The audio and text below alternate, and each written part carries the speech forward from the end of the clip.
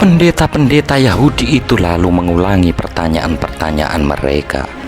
Sebelum menjawab, Ali bin Abi Thalib berkata, "Aku ingin mengajukan satu syarat kepada kalian, yaitu jika ternyata aku nanti sudah menjawab pertanyaan-pertanyaan kalian sesuai dengan yang ada di dalam Taurat, kalian supaya bersedia memeluk agama kami dan beriman."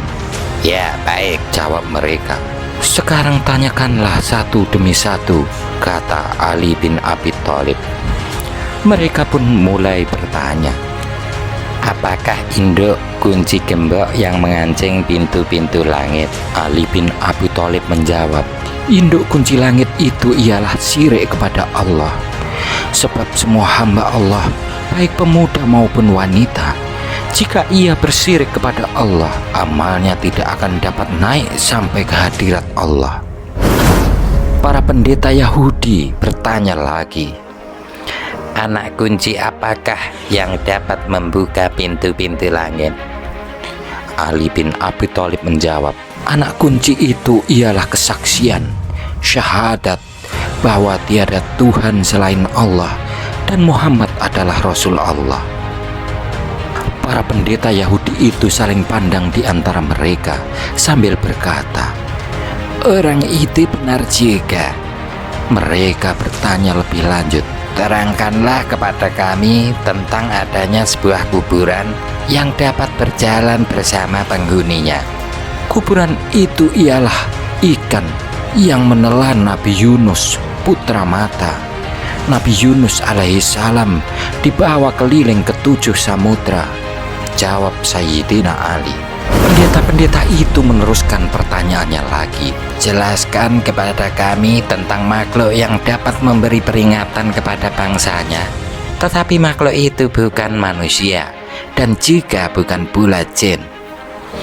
Ali bin Abi Thalib lalu menjawab, "Makhluk itu ialah semut Nabi Sulaiman, putra Nabi Dawud alaihissalam. Semut itu berkata kepada kaumnya, 'Hai para semut, masuklah ke dalam tempat kediaman kalian agar tidak diinjak-injak oleh Sulaiman dan pasukannya dalam keadaan mereka tidak sadar.'" Para pendeta Yahudi itu meneruskan pertanyaannya, "Beritahukan kepada kami tentang 5 jenis makhluk yang berjalan di atas permukaan bumi, tetapi tidak ada satupun di antara makhluk-makhluk itu yang dilahirkan dari kandungan ibunya atau induknya."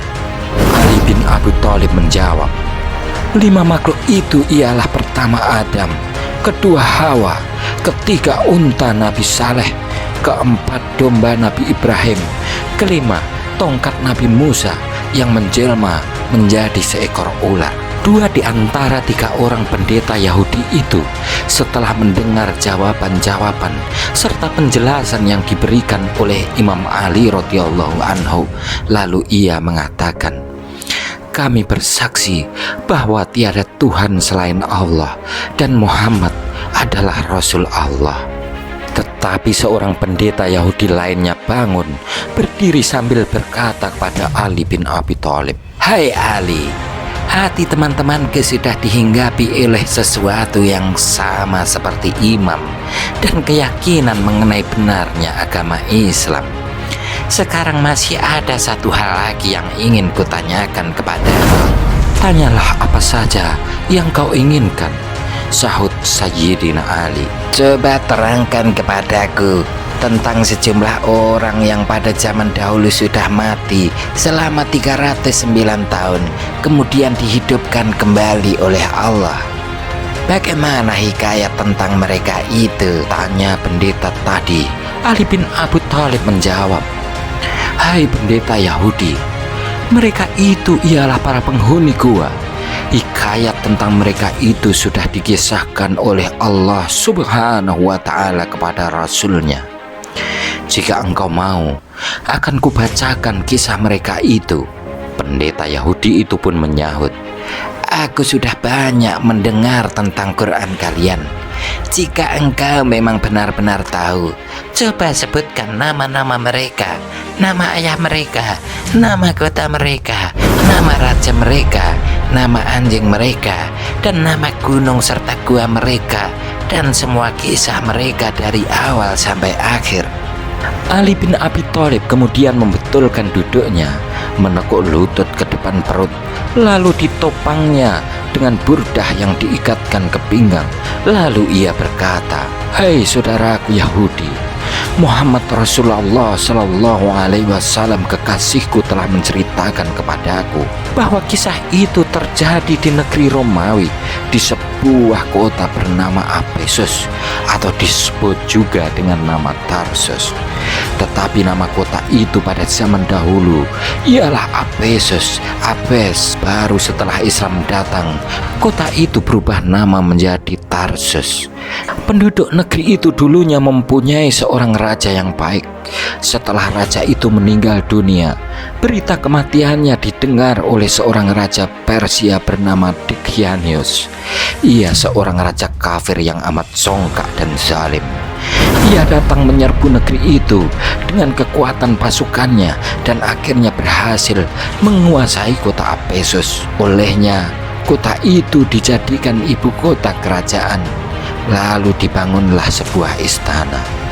Baru sampai di situ, pendeta Yahudi yang bertanya tadi berdiri, terus bertanya, "Jika engkau benar-benar tahu, coba terangkan kepadaku bentuk istana itu, bagaimana serambi dan ruangan-ruangannya." Sayyidina Ali bin Abi Thalib menerangkan, "Hei saudaraku Yahudi, raja itu membangun istana yang sangat megah, terbuat dari batu marmer, panjangnya 1 farsak dan lebarnya pun 1 farsak. Tiang-tiangnya yang berjumlah 1000 buah, semuanya terbuat dari emas, dan lampu-lampu yang berjumlah 1000 buah juga semuanya terbuat dari emas. Lalu lampu-lampu itu bergelantungan pada rantai-rantai yang terbuat dari perak. Tiap malam apinya dinyalakan dengan sejenis minyak yang harum baunya. Di sebelah timur serambi dibuat lubang-lubang cahaya sebanyak 100 buah. Demikian pula di sebelah baratnya, sehingga matahari sejak mulai terbit sampai terbenam selalu dapat menerangi serambi itu. Raja itu pun membuat sebuah singgasana dari emas, panjangnya 80 hasta dan lebarnya 40 hasta. Di sebuah kanannya tersedia 80 buah kursi, semuanya terbuat dari emas. Disitulah para hulu balang kerajaan duduk. Di sebelah kirinya juga disediakan 80 buah kursi, terbuat dari emas, untuk duduk para pepatih dan penguasa-penguasa tinggi lainnya. Raja itu duduk di atas singgasana dengan mengenakan mahkota di atas kepala. Sampai di situ, pendeta yang bersangkutan berdiri lalu sambil berkata, "Jika engkau benar-benar tahu, coba terangkan kepadaku, dari apakah mahkota itu dibuat?" "Hai saudaraku Yahudi," kata Imam Ali menerangkan, "mahkota raja itu terbuat dari kepingan-kepingan emas, berkaki 9 buah, dan tiap kakinya bertaburan mutiara yang memanculkan cahaya laksana bintang-bintang menerangi kegelapan malam. Raja itu juga mempunyai 50 orang pelayan, terdiri dari anak-anak para hulu balang. Semuanya memakai selempang dan baju sutra berwarna merah. Seluar mereka juga terbuat dari sutra berwarna hijau. Semuanya dihias dengan gelang-gelang kaki yang sangat indah. Masing-masing diberi tongkat terbuat dari emas. Mereka harus berdiri di belakang raja. Selain mereka, raja juga mengangkat 6 orang, terdiri dari anak-anak para cendekiawan, untuk dijadikan menteri-menteri atau pembantu-pembantunya. Raja tidak mengambil suatu keputusan apapun tanpa berunding lebih dulu dengan mereka. 6 orang pembantunya itu selalu berada di kanan kiri raja. 3 orang berdiri di sebelah kanan dan 3 orang lainnya berdiri di sebelah kiri raja.